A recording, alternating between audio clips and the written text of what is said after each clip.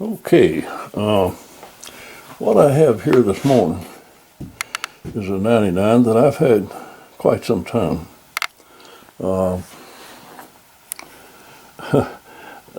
Exactly how this gun come to be, I don't know. It's a Savage 99C, one of the later 99s. The C model, meaning it has the detachable box magazine and all that. But of all the C's that I personally have owned or handled or worked on, this has the most beautiful wood of any 99C I have ever seen. And it's the stock and the forend. The buttstock and the forend are beautiful pieces of wood. How did that happen? I suspicion that somebody that worked at the factory or had an influence with somebody that worked at the factory or something had this wood picked out and made, applied to this gun, fitted to this gun.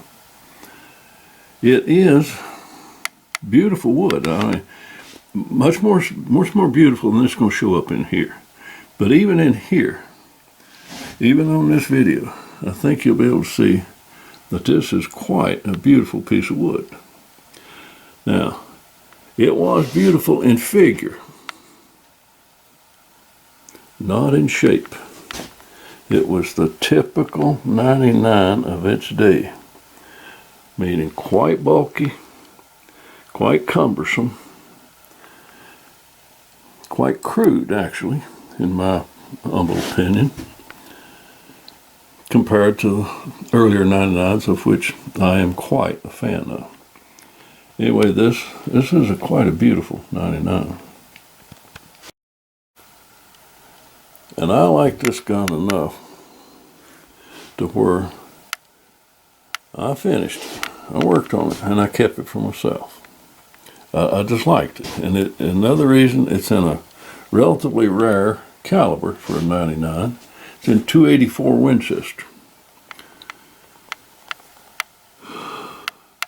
So it's got to me, a very desirable caliber.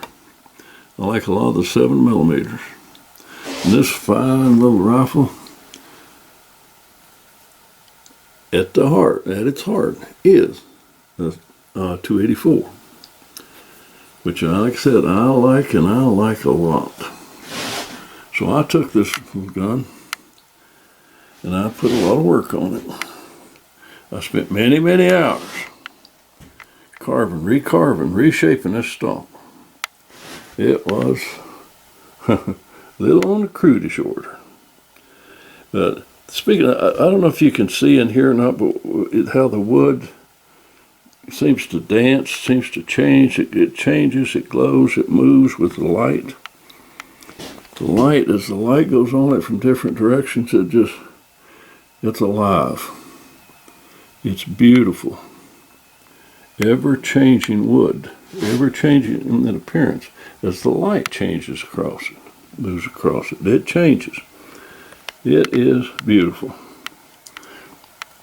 But I spent an enormous amount of time refining it. And I worked on it, got it all, finished up.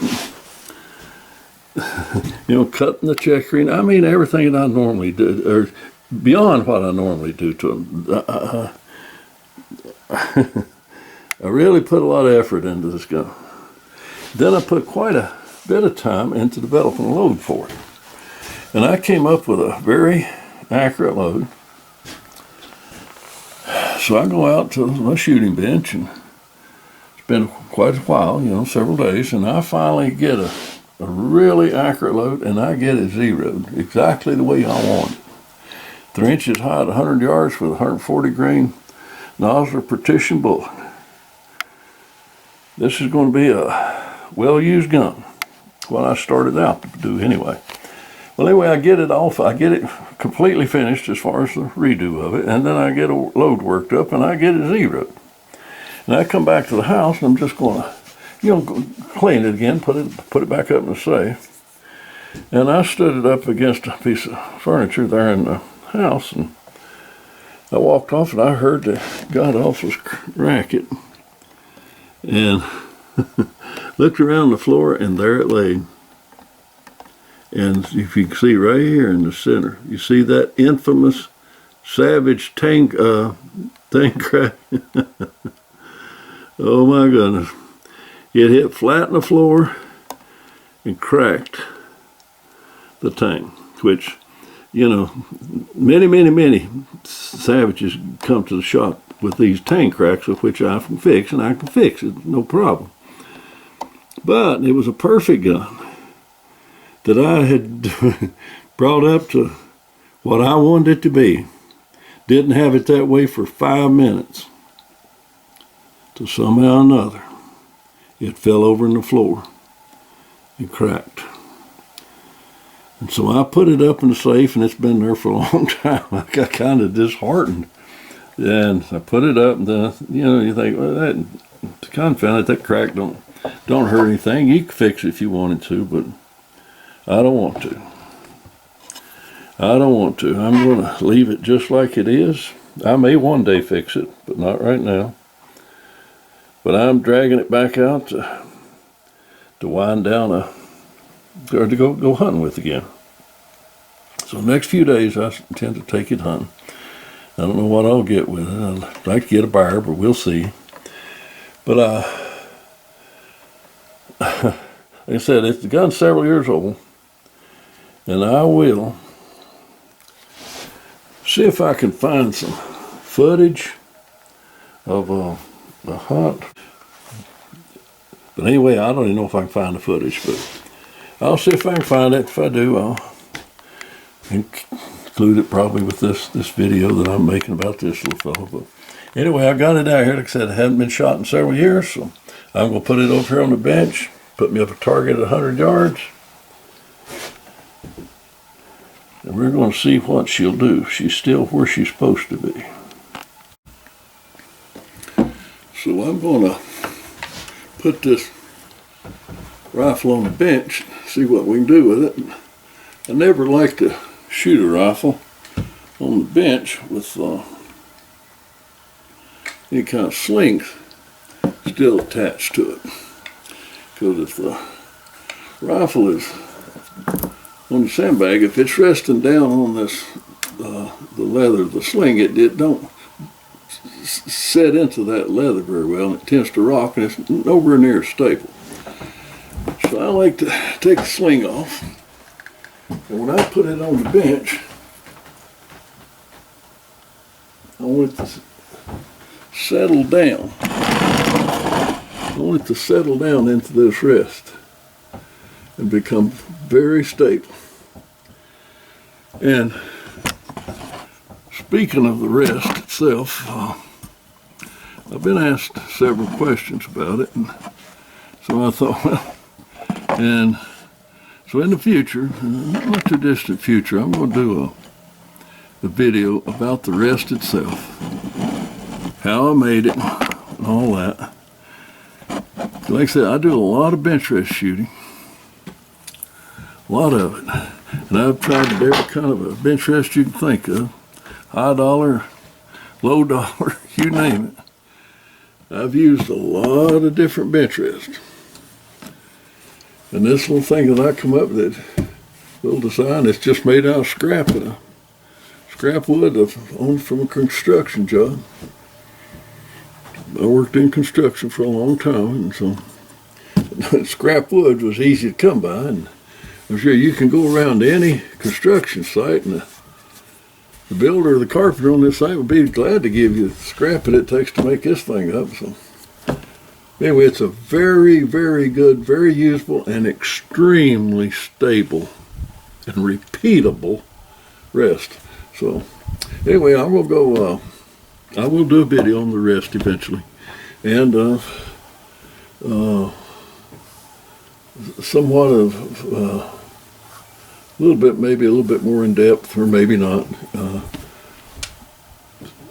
Story on this particular rifle, but right now I'm going to go. It hadn't been fired in several years, so I'm going to go set it up and see if she's still anywhere near where she's supposed to be, or where it was when I parked her in the safe. So, at any rate, I'm going to get this gentleman set up here on the bench for where I've got the target placed out there.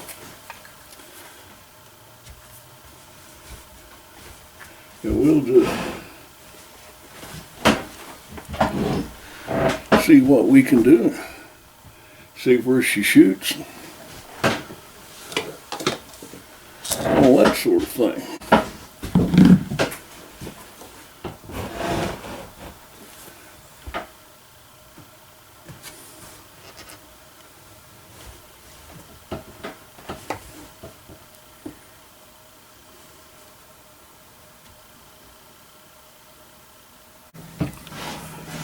Well, let's see. See what's going to happen here. Oh my. I have positively going to have to do something about the darn cataract.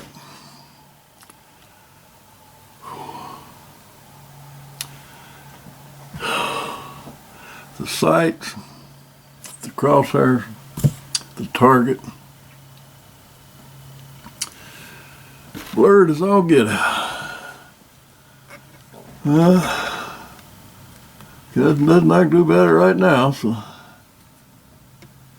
let's see if I can even keep it on the paper.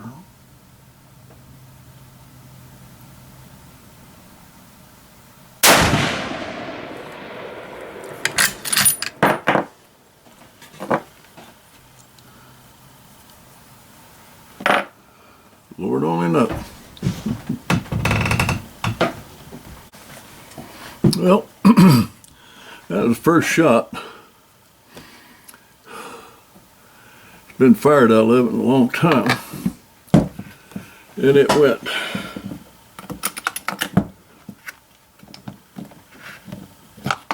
a little higher than I wanted to go. It may have been clean barrel or something. So let's just see.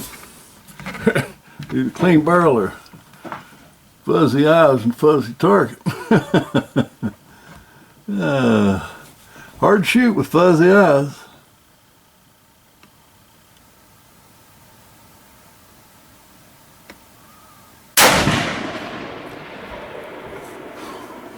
Let's see. Those first two shots.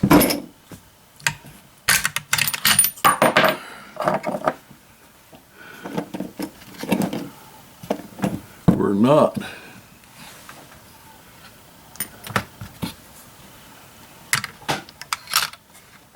how I left it with the last shot, last time I shot.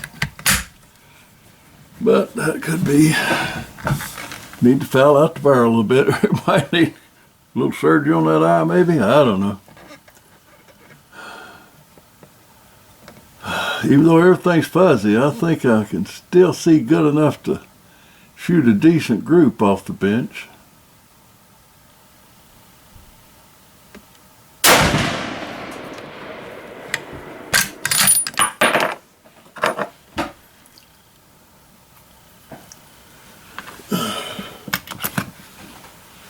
Let's go check the target.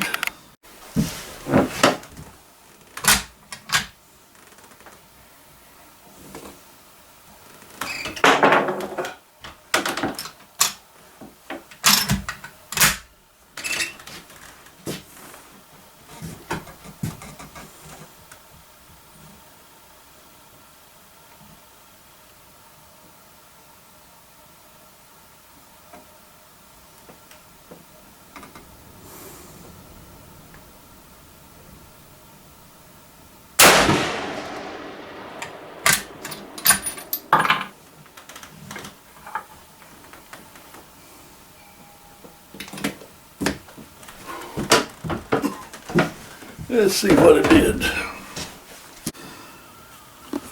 Well, kind of like I said, it's been many years since I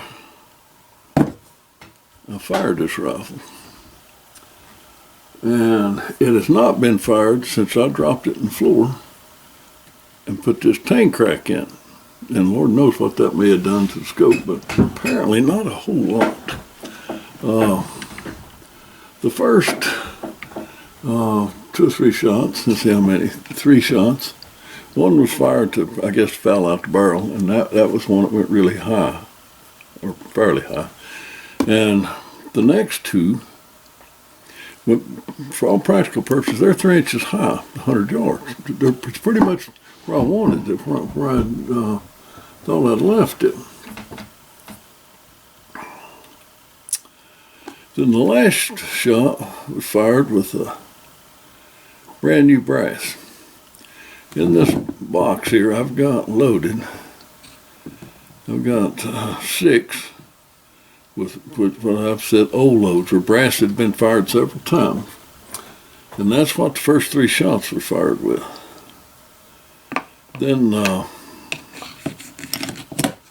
last one was fired with new brass. Brass had never been fired. That's the first time it had been fired. In other words, it was factory brass. And it did not go exactly where the others did, which is not surprising.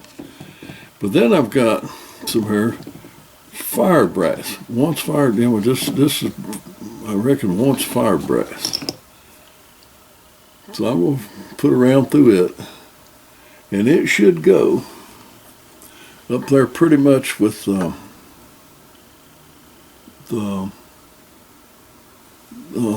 first 2 or 3. I'm going to shoot it and find out.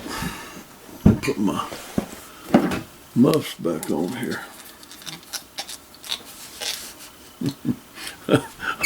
Like most shooters, I've shot out my hearing enough, I reckon.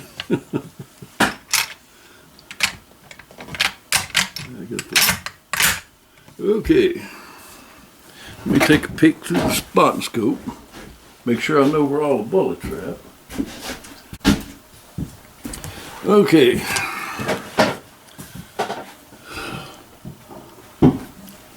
older brass, brand new brass, and then once fired brass. Let's see what and it would sure it would help beyond your imagination. It would help a lot if I could see my sights clearly and see my target clearly. That would help.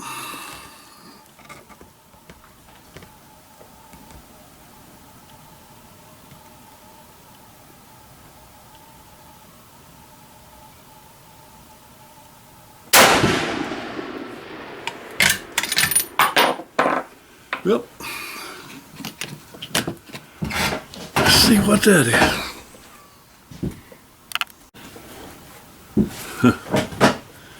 Well, actually, I'm quite pleased. The first shot, which no doubt was a fouling shot, had a clean barrel, it went a little bit high and a little bit right. The next 2, which were, that was out of brass that had been fired a few times. I didn't record exactly how many, but it got recorded old loads. In other words, I'd shot a few rounds through it, through that brass. And the next 2 went pretty much 3 inches high, 100 yards. Then the one out of the brand new brass, it went a little bit out of the group, a little bit lower left. Then I went back and I shot out of once fired brass. So it should be relatively the same.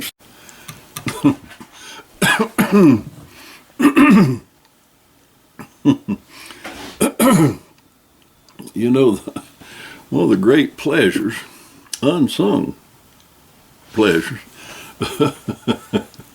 of trying to make a few videos is how damn blame often you get to change batteries and and SD cards in these cameras and all that. About the time you get to talking about something, boom, down goes battery. Anyway, I was talking about where the various rounds imprinted on the target. And to be a gun that has not been fired in years, that was dropped right after being fired the last time. It was dropped hard enough to crack the stock. And brass that's been fired several times, maybe one, and then another group of them, or a few of them been fired once, and then some that hadn't been fired at all. It's a pretty good group out there. If you take out the fouling shot and the one out of the brand new brass, the fouling shot out of it went a little bit high. The new brass, the unfired brass, went just a little low. Not bad, just a little low. But the brass had been fired several times, and the brass had been fired at least one time. They imprint in the same place, a nice little clover leaf out there. So the gun is still shooting well less than 1 inch. If I go out there, I think. So I'm going to go out there and get the target and put tape on it, and we're going to see what it really did. So went up and retrieved my target. Let me show you what we got here. Like I said, I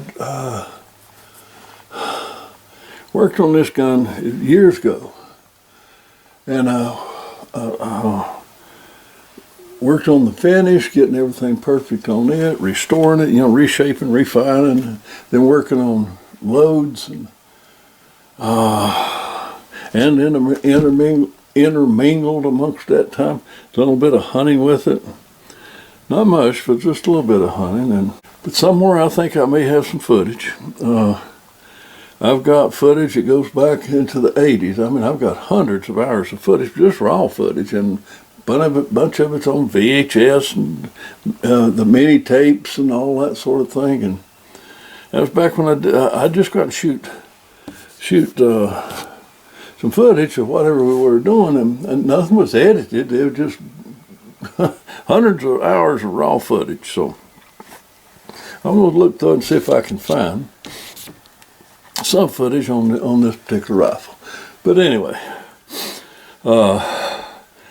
like I said, after going through everything, reworking it, refining it, refinishing, working up the best load that I could come up with at the time. I mean, I didn't just continue on and on and on. I got a pretty good load and I stopped there. And that was N140 powder and 140 grain Nosler partition, and which are not noted to be the most accurate bullets that ever was. Anyway, and I'm sure I can come up with an even more accurate load than what I got. But this is plenty accurate enough. This was my first shot, which was out of a barrel that was cleaned, my God, I don't know how many years ago, and put up in the safe. So this was the first fouling shot, the first shot out of that barrel. Then the next two shots were fired from older brass that had been shot a couple of times, and they're right here, and they're a 1 inch group. 1 inch group, these two. And then I fired a round out of brand spanking new brass, just straight out of the factory, never fired in the gun or anything else. And it went here, which don't surprise me a bit, because the brass don't really, it just wallers around in the gun, So then I got another shell, and this was fired from once fired brass. So this brass here had been fired a time or two. I didn't put down exactly what it was, but it had been fired more than once. This one was fired once. This was unfired brass, and this was a fouling shot. So I will be well satisfied with this, and the extreme spread on all this right here is 1 1/4 inches. And that's from, I'm sure the gun would shoot a whole lot better, I'm sure that that gun right there would shoot much better than what it is if I get this blame eyes fixed. But I'm not kidding you. That cataract's getting to the point where it's bugging the daylights out of it. Just looking around normal, everything, everything, it don't bother you much. But if you go to try to shoot something, my God, you can't see the target. You can't see your sights, and whether that be open iron sights, peep sights, or scope sights. I can't even get a scope reticle adjusted where I can see it clearly. Just can't see it at all. So I'm going to have to do something. But I'm sure if I could get where I could see a clear target, not a fuzzy target, a super fuzzy target, a target looks like it's made out maybe buffalo fur or something, and then the crosshairs are just extraordinarily blurred. I mean, I can barely make out the crosshairs, and I can barely make out where I'm even remotely at on the target, and it's shot 1 1/4 inch group. So I'm sure that the gun is still shooting quite accurate. All I got to do eventually get this eye fixed, what I need to do. But anyway, I'm quite pleased with it. But now I'm going to see if I can dig up and find a little bit, or come up with a little bit of hunting footage on it. Another thing that I am going to do, when I get back in the house, I've fired 5 rounds today. And these are fresh fired rounds, and the brass sort of pretty much fit my chamber. And so I'm going to go back and get my loading dies out, which I have not hadn't handled in several years. But I'm going to get them out, and I'm going to check and see what kind of a shoulder setback I have on these. I don't know if I've got them full-length sized or nearly full-length sized, or what I've got. But I know they're sized good enough where they function through the gun real well. So they've been resized a bit, but I'm going to see if I can take and set the shoulder back just 0.02 of an inch, and see if I can get them to cycle through that gun good. So I'm going to take these 5 rounds I got and go pull out my loading dies and check and see what I've got. I'm going to try to see if I can get a 0.02 setback. Well, this is the next day, and the loads that I have for this gun, in that box I had 3 different loads, and well, it's the same load, but anyway, there were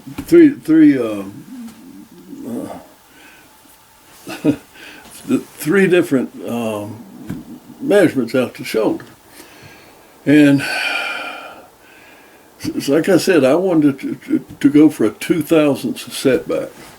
So I had to go in, and the stuff that I had loaded, the length just varied quite a bit. And factory ammo, I took some of and pulled a few of the bullets out. So the nozzle protection, or any bullet's hard to come by now. So I pulled the bullets and put some of those 115 grains in that I'm not using for anything. So I just went out and shot them, just to fire form the brass to the chamber. And my chamber, the factory brass, is anywhere from about 7 to 12 thousandths of an inch shorter than what my chamber is. So I fired a few of them, and I've got a few here right now that's fired up, and they're set back 0.02 of an inch.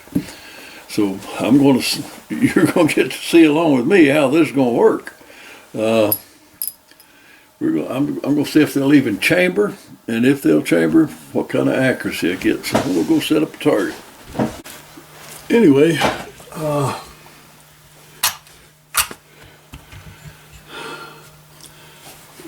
I started going to the 0.02 setback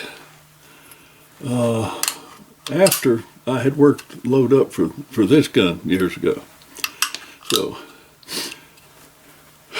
and on all my bolt actions and single shots and everything, That 2000 setback works fine. Chamber's very easy. I'd go a whole lot longer than that, but on the lever actions, which don't have that much camming force like the bolt actions that single shot does. So anyway, I'm going to try this 2000 setback. I'm loading the magazine, so I can make sure that it cycles okay through the action, and then we're going to see what the accuracy is on. I guess you could say we're going to see what the accuracy is or is not.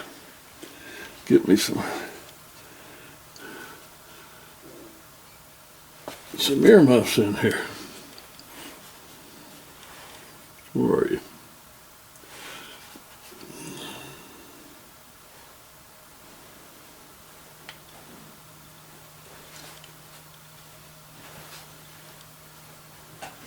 Okay. First test. Is it going to cycle? Well, it chambered easy. So, let's see where it's going.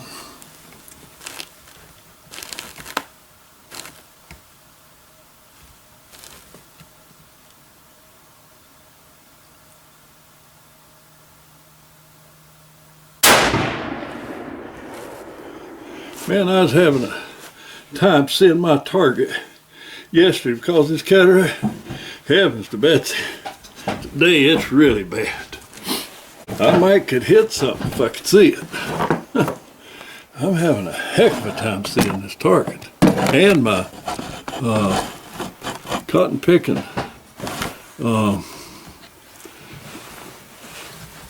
crosshairs. All right, it's having absolutely no trouble cycling at all.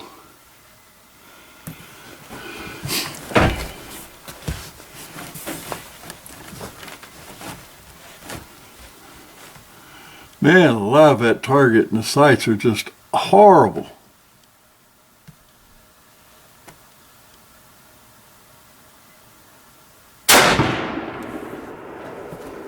It's terrible trying to see that.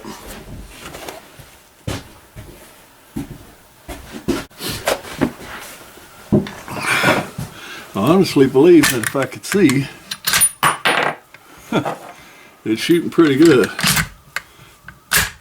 Shooting pretty good as it is. Lordy mercy. It's about 3 inches high at 100 yards. It's amazing. I ain't even hit the target at all. Lord have mercy.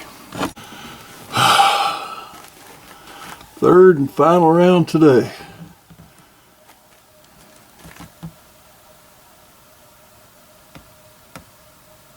God, Lord. I gotta do something about this cataract.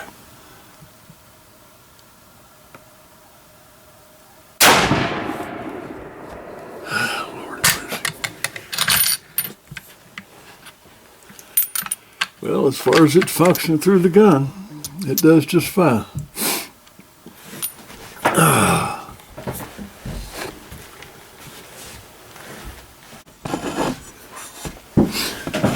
It would be nice if I could see good. I tell you, I'm having a heck of a time seeing that. Not only is the target extremely blurred, it's egg shaped, it's not round.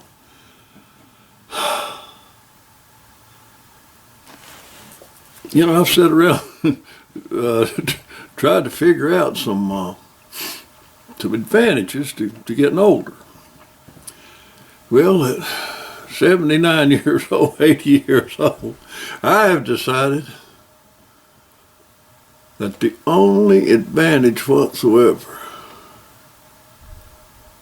is I don't have to go on the job every day. Other than that, by golly, I can't think of one. They call these golden years. Probably because it takes all the gold you ever accumulated to survive them. I reckon that's the only reason I can figure out why they call them golden years.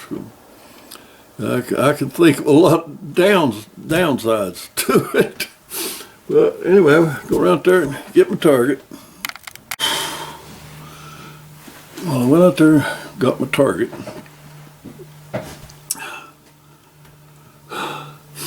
Like I said, I can't see for flip. And there's a breeze blowing. It's a little windy.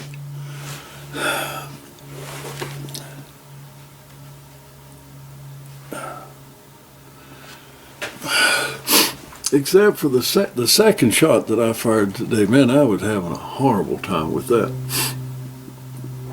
It was exceedingly bad. Misshapen target, and I called that one off. But anyway, the other two are almost touching. And the last shot fired yesterday was with basically the same load or situation as far as the size of the brass and number of firings and everything, very similar to what I shot today. So I'm going to show you that target.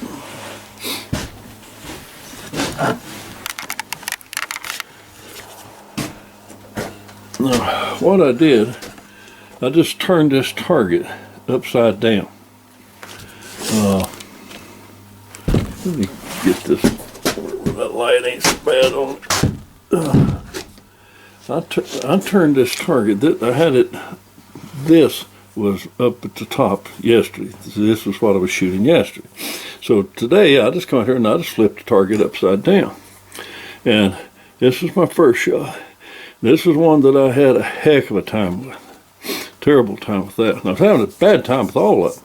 But the third shot, this is my first and third shot. And the second one I called that sucker out anyway. But anyway, I took these and measured them and transposed them down here where these two black dots are. That's where these two would have landed had I had the target right side up. So this is in fact my last 3-shot group right here.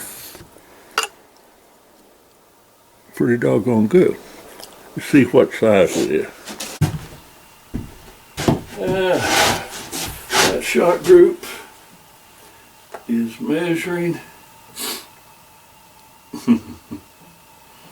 goodness.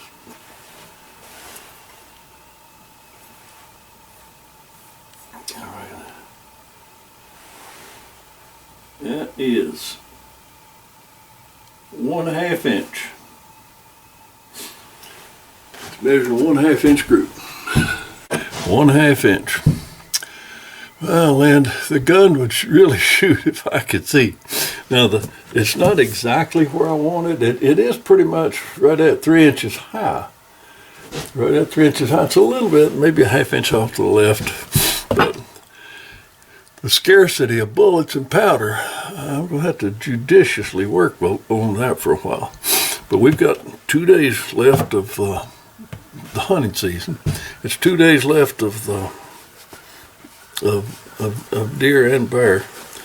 So I'm going to still go out, and I'm going to go out and do a little hunting. I'm still holding out the hope of getting that bear, but I've been to a farm, but they've been pestered with bears a little bit, but not while I was there. Anyway, I'm going to continue to work on this thing for a while, but the 2000 setback works perfect on it, works great on it, and the accuracy is really great. I've got to get this eye worked on, that's for sure. Lord have mercy. It's plumb flabbergasted when you look out there and that target and those crosshairs are so incredibly blurred. You're trying to figure out where they're at and what's lined up. Anyway, right now, it's considering the way I can see it's shooting fabulous. Another thing that I might add, that this rifle hasn't been cleaned in at least, I'd say, probably a solid 25 shots. It could use cleaning. But right now it's gonna have to kind of stay like it is till a few more days anyway, till the hunting season closes, and then we'll see what we're going to do with it. I'll work on it some more. But I sure do like it. And I let that, when I dropped it and got that little tang crack in it, I got plumb disgust-abated, and I let that little accident keep me from using this thing for several years, and it is an absolutely fabulous rifle. No more. My good. It hardly has even any of the case hardening, or the color cases. Hardly any. It's even worn off the leaf. Good rifle. Good rifle. And for heaven's sake, don't let anybody tell you that the C is not a good rifle. It is a great rifle. You know, the only downside to the C whatsoever is the stock work. And that's it. That's it. And that can be fixed. Talk soon.